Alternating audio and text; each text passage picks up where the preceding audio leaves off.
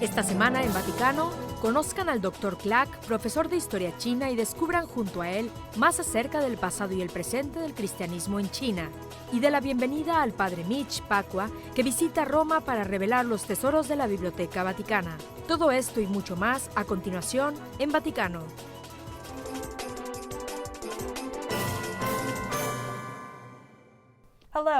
Hola, estoy aquí con Anthony Clark, profesor de Historia China en la Universidad de Whitworth, que va a compartir con nosotros algunos hechos de la fascinante historia del cristianismo en China. Bienvenido al programa, Dr. Clark. Muchas gracias. Ahora está usted aquí en Roma estudiando la historia del cristianismo en China, en concreto sobre la vida y el testimonio de 5 santos mártires. ¿Puede decirnos algo acerca de quiénes son? ¿Cuáles son sus historias? Estamos en un momento de gran interés en la vida de la Iglesia en China, razón por la que ha recibido una especial atención últimamente, a causa de la firma del Acuerdo del Vaticano con el gobierno chino. Sin embargo, yo pienso que en realidad estos últimos años pocas personas han pensado en los que sufrieron y murieron. Es por ello que 4 personas que estoy investigando no aparecen en ninguna parte en el Propaganda Fidei ni en los archivos del Vaticano. 4 jesuitas y una mujer. La mujer china. Los 4 jesuitas murieron durante el levantamiento de los Boxers, en el que una mujer murió de pie al recibir las balas dirigidas a 2 sacerdotes que ofrecían la extrema unción a la multitud. En una iglesia del año 1000, que estaba a punto de desaparecer, Mary Sue, santa canonizada y admirable devota católica china, recibió una bala para que el sacerdote pudiera terminar la absolución justo antes de que todos los presentes murieran. Una conmovedora historia. Estos santos mártires murieron durante la rebelión de los Boxers en China, una parte importante de la historia moderna del país. ¿Puede usted integrar eso en un enfoque más amplio de la historia del catolicismo y el cristianismo en China? Los primeros cristianos de China en realidad eran ortodoxos, un grupo de cristianos llamados nestorianos de la Iglesia de Oriente. Después vinieron los franciscanos. Curiosamente, a muchos jesuitas nos gustaría pensar que fundamos la misión en Asia, pero en realidad fueron los franciscanos quienes la iniciaron en el siglo XIII. Así que la presencia de los católicos en China comenzó en el siglo XIII y se retomó en el siglo XV, cuando Francisco Javier fue a Japón y comenzó su misión allí. Luego tenemos a Matteo Ricci, famoso misionero que estableció una misión en China en la década de 1580 hasta la actualidad.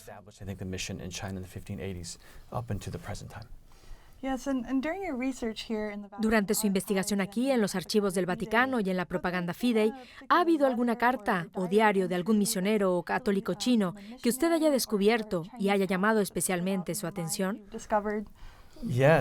Sí, una de las cosas conmovedoras sobre la Propaganda Fidei que conviene resaltar es que la Propaganda Fidei fue en realidad fundada para seguir el rastro de las misiones católicas romanas en China.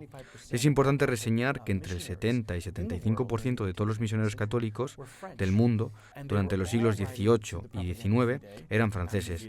Todos escribían en la Propaganda Fidei, ya desde el primer día en la que se abrió, por lo que se puede acceder a esta información en los archivos del Vaticano.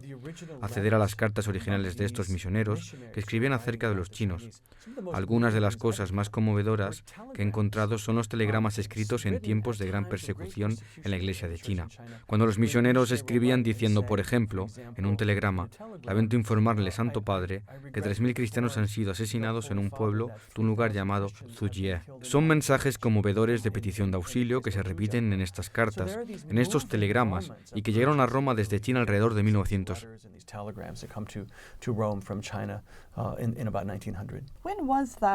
¿Cuándo fue esa masacre de 3.000 católicos? Está relacionada con 2 de los jesuitas sobre los que estoy escribiendo, San Ignacio Menguín y San Pablo Den. En 1900, ambos eran sacerdotes en una aldea conocida como Zeyuhe. En un julio de 1900, la aldea fue atacada y 3.000 católicos fueron asesinados. Los sacerdotes dieron un hermoso testimonio de su ministerio, pues sabían que la aldea probablemente se destruiría y durante varios días se negaron a dormir, para así poder escuchar confesiones y preparar a los fieles aldeanos chinos para su probable martirio, que llegó el 20 de julio de dicho año.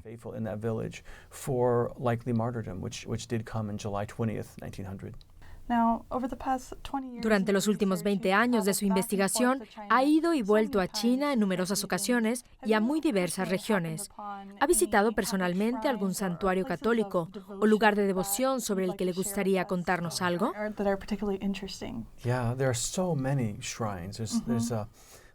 Hay tantos santuarios. Los hay en Shanxi, en un lugar llamado Taoyuan, donde 7 misioneras franciscanas de María fueron decapitadas por su fe mientras cantaban el Te Deum. Cantaban el Te Deum y una especie de prolongación del famoso diálogo operístico de las carmelitas. Como decía, mientras cantaban esta canción, fueron decapitadas una a una hasta que la voz de la última hermana desapareció. Hecho que conmovió a los católicos locales que fueron testigos de este hecho a principios de 1900. Pero creo que uno de los santuarios o lugares más conmovedores de China para mí es la Catedral de Beijing, en un lugar llamado Beitan, donde en 1967 un sacerdote fue enterrado vivo debido a su fe, por negarse a renunciar a ella. La Guardia Roja lo enterró mientras recitaba el credo. Todo esto sucedió durante la Revolución Cultural. Refused to renounce his faith. So this was during the Cultural Revolution, and the Red Guard buried him as he was reciting the creed. Wow. Yeah, under Mao Zedong, there was definitely some modern challenges for the Catholic. Mirando hacia atrás, el cristianismo histórico en China me he encontrado con algunas pinturas realmente interesantes que representan a la Virgen María como una mujer china. Siempre me he preguntado acerca de la historia detrás de esas pinturas y de dónde vienen. Lo importante es que en la década de 1920, la Iglesia estaba pasando por una etapa en la que los católicos chinos e incluso los misioneros estaban tratando de hacer arte indígena porque, por ejemplo, aquí estamos en Roma y muchas imágenes de María en China parecen más bien italianas o francesas y los chinos siempre las doblaban. Pero también querían ver una imagen de Jesús que se parece más a nosotros y una de María que también se parezca más a nosotros. En esa década que comento, tuvimos esta explosión de imágenes de Nuestra Señora que son increíblemente hermosas. Por ejemplo, especialmente la imagen que hay en la Catedral de Beitan, en Beijing. Se trata de una imagen de María vestida con la ropa de una emperatriz y su hijo, Cristo. Su aspecto es de gran realeza, vistiendo de amarillo, las ropas propias del emperador. Así que es una especie de alusión a Cristo nuestro Rey. Pero Cristo nuestro Rey es un niño y es muy hermoso. Sé que hoy en día el cristianismo está creciendo considerablemente en China, pero también seguimos escuchando informes de persecución creciente o de diferentes casos de persecución. ¿Qué tan difícil es hoy en día ser misionero en China o simplemente ser católico practicante en China? Boy, that's such an important question.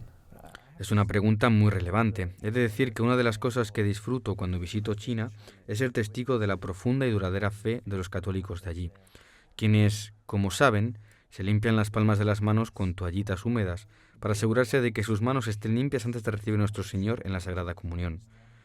Nunca he visto eso en los Estados Unidos, pero hay una devoción tan profunda al bendito sacramento de la Eucaristía, a Nuestra Señora, al Rosario o a la imagen del Sagrado Corazón. Los desafíos de hoy, o los que yo creo que China ahora vuelve a encarar en este periodo en el que las políticas oficiales son o bien explícitas o bien una especie de diversión subterránea, causando de algún modo una persecución renovada, un sentido renovado de sufrimiento. Así, por ejemplo, se escuchan noticias de que muchas iglesias han sido destruidas en los últimos meses y cómo en algunas aldeas las imágenes sagradas se han tenido que descolgar de los muros. Algunos cristianos han sido compensados económicamente por eliminar esas imágenes.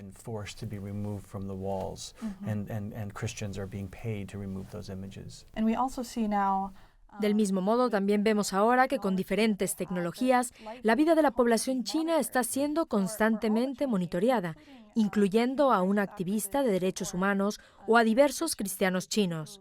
Ellos podrían ser un blanco particular de las tecnologías de reconocimiento facial, por ejemplo. ¿Cómo cree usted que esto afecta la vida de la Iglesia y de sus cristianos en China? Los cristianos en China, especialmente los católicos, están acostumbrados a ir a misa con cámaras que los observan, así que en realidad no hay adoración sin que el gobierno lo supervise. Hay un lugar interesante en Pekín, donde se ve todo un poste lleno de cámaras que observan cómo los cristianos van a la Santa Misa. Justo detrás de ella se ve en el patio la bandera comunista de China. Habla realmente, metafórica, simbólica o literalmente, de este gobierno presente siempre en permanente observación. Pero lo que siempre recuerdo es que hay un viejo dicho de Tertuliano que dice que la sangre de los mártires es la semilla de la Iglesia y de los cristianos. Los católicos en China son muy aficionados a ese dicho porque creen muy profundamente que en su sufrimiento entienden mejor a Cristo y que el hecho de que el Estado les observe es una cosa bastante antigua. ¿Tiene algún consejo sobre cómo podemos orar por la evangelización en China desde lejos? Oh, yeah. I once asked a Chinese Catholic. Una vez, después de misa, pregunté a una católica china a la entrada de la iglesia, ¿qué tipo de cosas hacemos nosotros lejos de China por ti? Esa anciana que vivió la revolución cultural me dijo que hay dos cosas que le gustaría que la gente hiciera por ellos, los católicos. Recuerden que somos parte del cuerpo de Cristo, así que conózcanos, por favor, sepan quiénes somos y luego oren por nosotros. Todavía es ilegal ser misionero en China, pero ir a misa con ellos y recibir la Sagrada Comunión con ellos significa mucho. Los muchos católicos que viajan a China, que vayan a misa y que estén con sus hermanos y hermanas en la iglesia, que se tomen un tiempo después para conocer a alguien de verdad. Algunos no hablan inglés, pero lo intentan. Creo que ese es el mejor consejo que puedo dar. Well, many speak English, some don't, but try. But mostly pray, and pray specifically for the church in China. I think that's the best advice I can give. Perfect. That's what we plan to do. And thank you so much, Dr. Clark. Oh, it's my pleasure. Muchas gracias. Ha sido fascinante conocer la historia y el presente de la Iglesia china. Well, thank you. Gracias a usted. Thank you. Gracias por permanecer con nosotros. Estén atentos para más en Vaticano.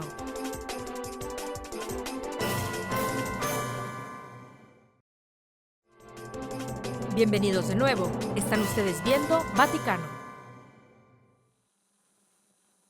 Esta es la segunda parte de mi entrevista con la embajadora del Orden de Malta en la mesa redonda acerca del diálogo interreligioso para la prevención y resolución de conflictos. Islam and Christianity have a lot in common. El Islam y el cristianismo tienen mucho en común. La única diferencia importante es la persona de Dios en Jesucristo. Como cristiano creo que Jesús es la revelación última de Dios a la humanidad. En el Corán, Sura 49, verso 13, el Corán dice: Os creamos varón y hembra, de una sola fuente y os hicimos vestir con honor. Os creamos hombre y mujer y os convertimos en naciones y tribus. ¿Por qué? Para que puedan aprender a entenderse. Esa es la raíz de la educación. A menudo se dice que cuando se menciona la religión en el contexto de los asuntos internacionales, casi de modo automático se abre la veda de la violencia y la tensión entre las diferentes comunidades. No es, por lo tanto, muy relevante educar en particular a los políticos, pero también a toda la gente de fe sobre las otras religiones. Por supuesto que sí, teniendo en cuenta que el 84% de la población mundial se identifica con una fe particular, los gobiernos deberían tomar muy en serio esta poderosa fuerza, tanto en la política mundial como en la sociedad civil. En 2013, el exsecretario de Estado de Estados Unidos, John Kerry, creó la Oficina de Religión y Asuntos Globales en el Departamento de Estado. En su momento dijo, y cito, uno de los retos más interesantes a los que nos enfrentamos hoy en día en la diplomacia mundial es la necesidad de comprender en plenitud una amplia gama de tradiciones religiosas y hacerlas partícipes del gran impacto que tienen en los asuntos exteriores. Ignoramos el impacto global de la religión bajo nuestra cuenta y riesgo. Fin de la cita. Estoy de acuerdo en que la educación es una herramienta poderosa que debemos emplear para prevenir conflictos. Al educar a todos, especialmente a los que toman las decisiones en asuntos de religión y fe, evitamos el riesgo de que se den malentendidos por odio, malentendidos que tantas veces conducen a la violencia y al conflicto. Por lo tanto, la alfabetización religiosa debe promoverse en todos los niveles de la sociedad. ¿Existe un ministerio similar bajo el mandato del presidente Trump? President Trump has changed it. He has appointed a special ambassador. El presidente Trump lo ha modificado. Ha nombrado a un embajador especial para la libertad religiosa internacional.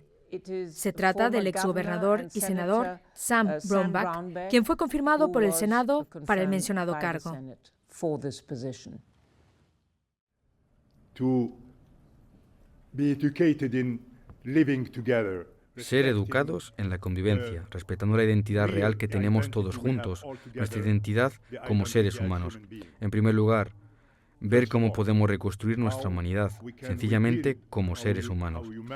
Y después ya podremos obtener ayuda de las diferentes espiritualidades filosóficas y religiones.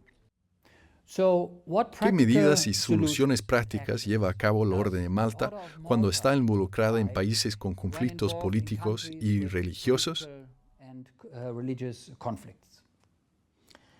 The order is an impartial actor. La orden es un actor imparcial, con un papel facilitador donde quiera que exista la posibilidad de intercambio y cooperación entre las partes. Algunos ejemplos concretos se pueden encontrar en el compromiso de la Orden en el Mar Mediterráneo, donde los equipos médicos han salvado 200.000 vidas en los últimos 10 años. Por otra parte, la Orden de Malta está promoviendo el diálogo sobre temas humanitarios en Libia con instituciones locales y delegaciones internacionales. With local institutions and international delegations. La fe y los líderes religiosos tienen su particular lugar y juegan un papel en el mundo entero, en los continuos esfuerzos para establecer la paz y la seguridad.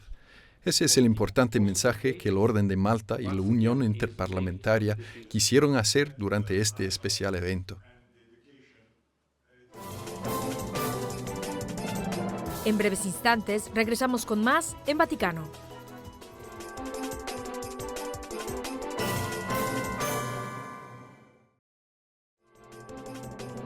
Más sobre el Vaticano ahora. Tenemos una entrevista muy especial para el Vaticano de esta semana. Mi nombre es Alan Holdren, sentado aquí con el padre Mitch Pacwa, anfitrión de EWTN Live y de otros programas de la EWTN. Gracias por estar con nosotros, padre. Es un placer. Siento que estoy entrevistando al gran entrevistador. Ambos nos buscamos la vida. De modo que quería preguntarle, padre, ¿cuál es su historia? ¿De dónde es usted? Cuéntenos algo sobre su infancia. Nací en Chicago, pero cuando tenía 2 años y medio mi familia se mudó a Miami. Viví allí durante 5 años y medio. Mi padre era camionero, así que en realidad vivíamos en varios lugares. Pero debido a la situación laboral, mi familia decidió volver a Chicago, donde pasé el resto de mi infancia, de modo que viví en Chicago hasta que entré en los jesuitas.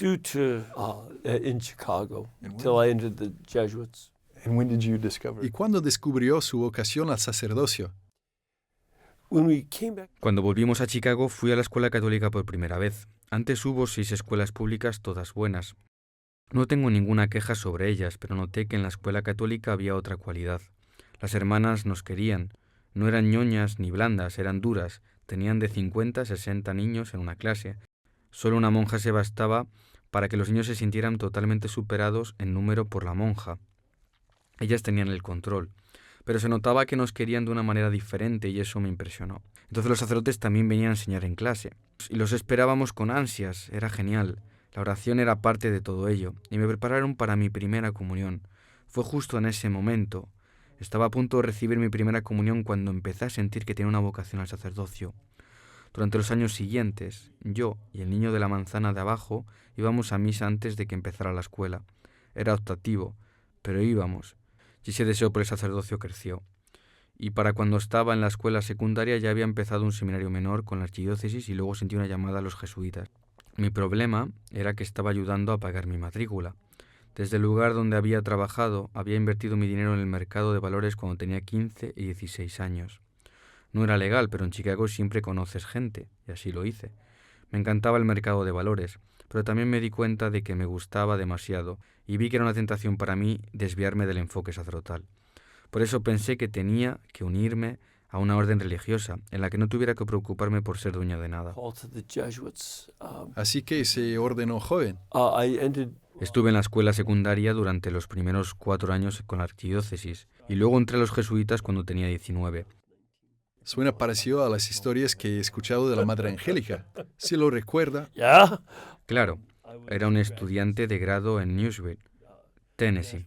Estaba en la Universidad de Vanderbilt. El diácono Bill Stemader me conocía de la parroquia y también tenía mi propio programa de radio en una estación de radio protestante, porque no había medios católicos. Y él me acogió, y la madre aceptó que estuviera en su programa. Fue el 29 de febrero de 1984. February 29th, 1984. And yet...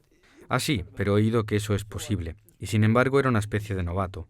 Así que me puse mis vaqueros, un chaleco antibalas y botas de caza. Hubo momentos en que tuve que hacer cosas para mantenerlo en marcha. Así que cuando llegó, llevando también un sombrero de vaquero, la Madre Angélica estaba caminando y me dice: «Señor, ¿puedo ayudarte?» Yo le dije: «Oh, hola madre, soy el padre Mitch Pacwa. Soy su invitado esta noche». Se echó las manos a la cabeza, le dije, «No se preocupe, me arreglo muy bien». y no lo sabía en ese momento, pero ella llamó a Bill Slender y le dijo, si este chico no funciona, estás despedido. Vaya si funcionó, porque ha estado ahí desde entonces. Bueno, incluso en el primer show, soy un tipo listo y ella también. Y así conversamos el uno con el otro durante el programa. En el primer programa dijo, esto es tan divertido que vamos a hacer que los demás shows se caigan y lo alargaremos durante 2 horas. Y durante una de las pausas me pidió que volviera e hiciera otra serie para ella. Parte de la culpa fue el hecho de que durante la entrevista que trataba sobre el tema, ¿cómo sabemos qué libros hay en la Biblia? Dije que el primer problema con el Nuevo Testamento vino de un tipo llamado Marcion, que rechazó todo lo judío de la Biblia. No solo los comulgó el Papa, sino que también lo hizo su propia madre porque era un hijo de su madre. Bueno, ella reacciona algo tardíamente. Claro, dije, hijo de su madre, un poco rápido, supongo. Y ella no supo bien lo que tenía que decir, por lo que le dije, ¿qué? Y ella así dice, ok. De modo que seguimos, pero ahora ya ella tenía esa mirada de, así es el tipo de chico con el que vamos a lidiar esta noche. Y ella no le dejó ir. No solo eso, seguimos adelante. Así que hoy le tenemos aquí en Roma para hacer una grabación especial en el Vaticano. Sí. ¿Podría contarnos algo sobre eso? Es un gran privilegio que podamos entrar dentro de la Biblioteca Vaticana. No lo suficiente conocida es, sin embargo, una de las mayores bibliotecas de la historia del mundo. Es un regalo de clase mundial. Los materiales, no solo los libros y los manuscritos, sino también las mismas piedras. Todos los grandes utensilios que la historia, que el mundo entero necesita para comprender el pasado. La Iglesia está muy comprometida con eso, siempre lo ha estado desde los primeros siglos, de modo que vamos a entrevistar a los expertos que dirigen y organizan la biblioteca, así como los que conservan los textos antiguos para nuestro uso. Entrar dentro de esa biblioteca ha sido uno de sus sueños. Durante muchos años tienen la Biblia completa más antigua del mundo. Se remonta a principios del año 300 después de Cristo, el Códice Vaticano, que significa Libro del Vaticano. Lo estudié, pero nunca lo he visto. Y poder verlo, poder ayudar a la gente a entender la importancia de este texto, es por eso por lo que me alegro de estar aquí. Magnífico. Es genial tenerle aquí en nuestra oficina del Vaticano. Estamos apoyando la causa, proporcionando todos los... Apoyando, tienes a todos los trabajadores. Solo soy la boca y todo eso. Ustedes terminen el show. Y ahora ha visto esta oficina del Vaticano y ha visto a la gente que la atiende, a los hombres y mujeres que están aquí. ¿Qué cree que diría la Madre Angélica si viera esto? Esto es algo que no pudo hacer en vida. Sí, ella habría querido. Tienes razón. Jamás sucedió a lo largo de su vida. Eso es correcto. Y lo que ella decía, muy bien, cielo, hagamos este trabajo y será mejor que lo hagamos bien y que lo mantengamos enfocado en Jesús. Eso es lo que ella habría dicho, porque esto es lo que ella dijo de todo. Tú lo sabes, a todo el mundo. Ella siempre llamaba a todo el mundo cielo, incluso si estaba enfadada contigo, solo el tono cambiaba. Genial. Muchas gracias, Padre. Es maravilloso tenerle entre nosotros. Y para ese episodio especial de Vaticano, pueden ustedes sintonizarlo aquí. El episodio se emitirá a finales de este año con el Padre Mitch Pacwa presentando un episodio único en la Biblioteca Apostólica del Vaticano. Gracias de nuevo por estar junto a nosotros. Un placer.